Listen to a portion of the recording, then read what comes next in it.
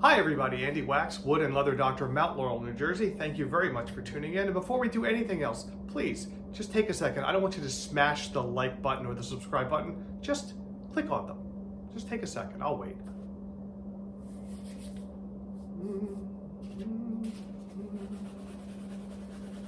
You good?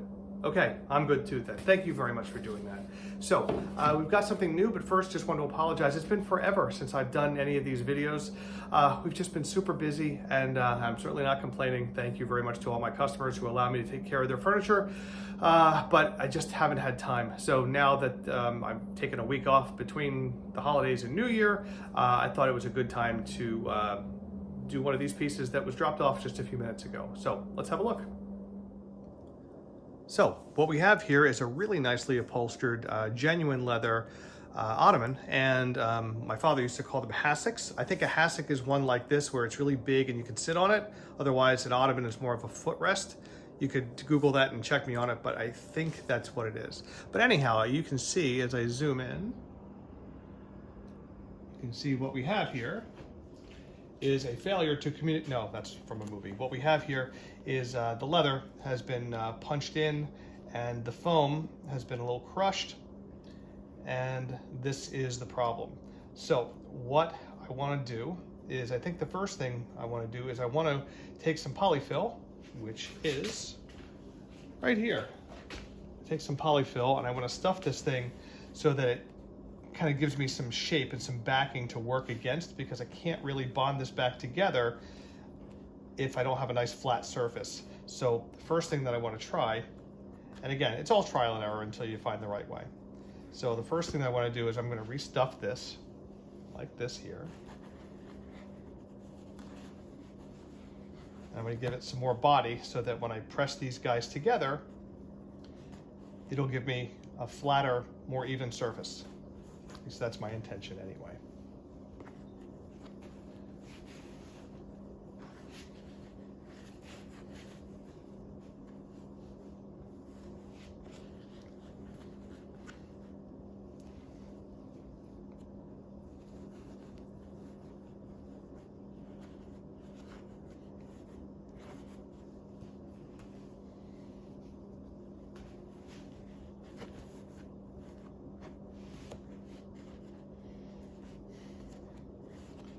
All right, so that gives me a little more of a surface to push against, but I'd like to overfill it, I think, so that I've got a little bit of tension there. All right, so I removed some of the polyfill that I had put in because it looked like it was giving it a hernia, or a killa, as my people would say in Yiddish. So there's Yiddish lesson number 13 for you in our series. After I stuffed it enough and pulled some of it out, duct tape with the non-sticky side out so that I had room kind of to work with it, and then turned it around, sticky side out this time, and temporarily, just for sake of ease, not for stability or anything, it's going to hold this leather together fairly well until we can do more to it to hold it together permanently. But it's nice to have something to work against. So as you can see, that's doing an okay job. There's a little piece here. I should probably add a little more tape here just to hold it together, but I might not need to. So let's go to the next step. All right, so we're going to use what we always use, which is our Mohawk, where are you? There you go, LV Heat Cure Compound. Hope you can see that.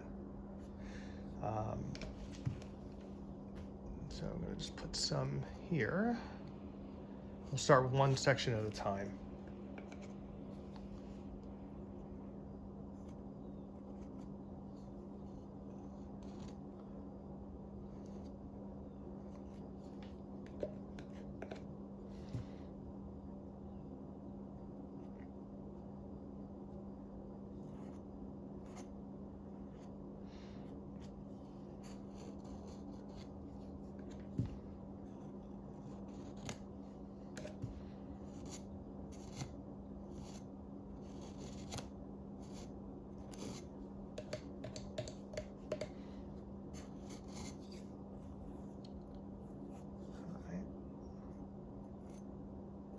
And this is the sort of step that you want to take in layers, or that I want to take in layers. Somebody wants to take it in layers. All right.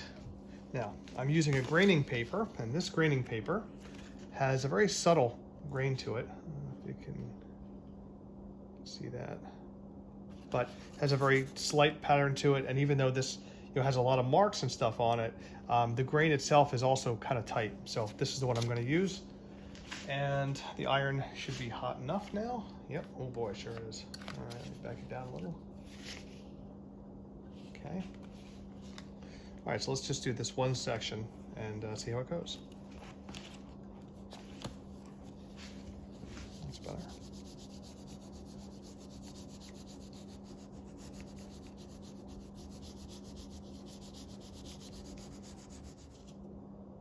In between, I'm going to use a little 500 grit sandpaper just to smooth it off.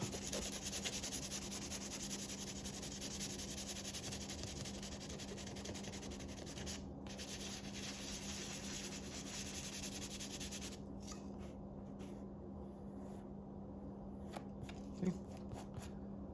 Getting better. But there's still kind of a dip here. So I'm going to just do this process throughout every seam here, and so as not to torture you, and let's see what it looks like afterwards. All right, so it's getting better. So I did something a little different. So one, I threw out the old bottle of leather vinyl repair heat cure compound, because when it gets old, it doesn't work as well, and it's expensive, but got rid of it. So here's a brand new bottle, and it's actually working much, much better. So that's cool. So I am just filling in all of the little voids that the old one left. I shouldn't have, but I'm gonna stop being cheap for a minute.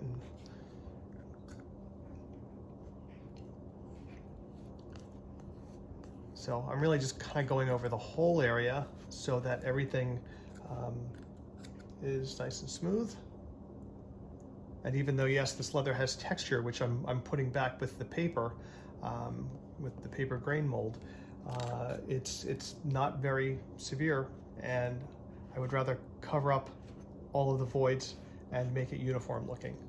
So more of the same, nothing to see here, move along, and I will show you what it looks like after this process is done.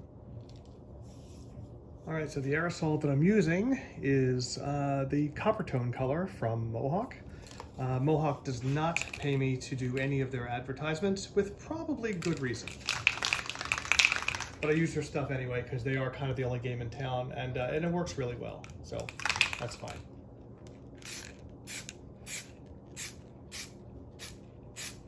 Oh, this is a good match.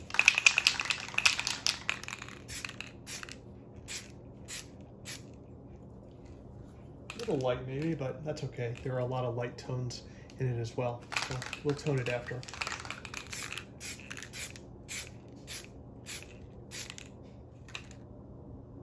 All right, so now that that's dried, I'm going to use some more Mohawk stuff, and this is a pigment that you dab on with a sponge, and the sponge will give it texture. And that's the wrong one. This is the right one. Here we go. So, and it'll be a little darker, but there are dark spots and light spots in this whole thing. So, just lightly go on and dab it, and we're just gonna make some happy little trees.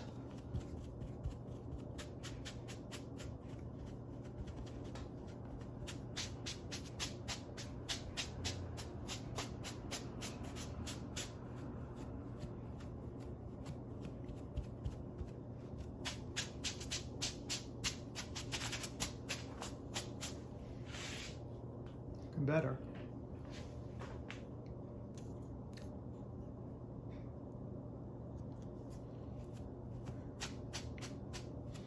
Try to make it look as random as possible because the coloration on the leather is kind of random.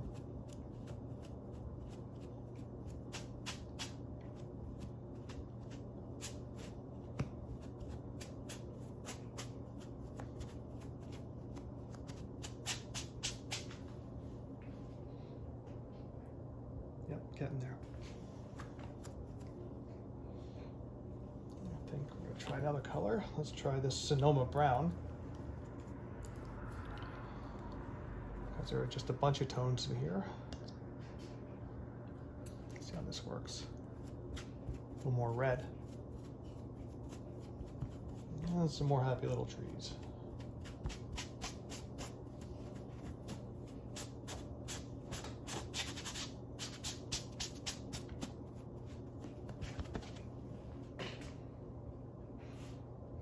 I like that.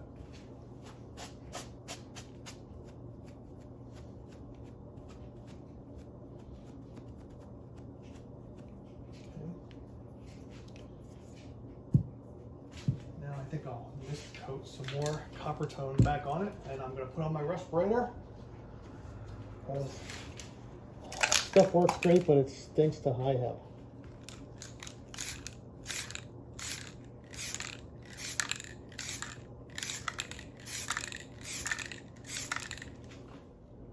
And now to lock it in, just going to give it a little spritz of leather vinyl finish clear flat.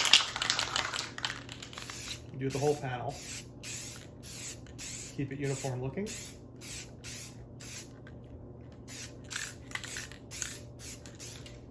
And there it is. So I hope you enjoyed this repair. This is Andy Wax, Wood and Leather Doctor, Mount Laurel, New Jersey. And as always, stem cell transplants save lives.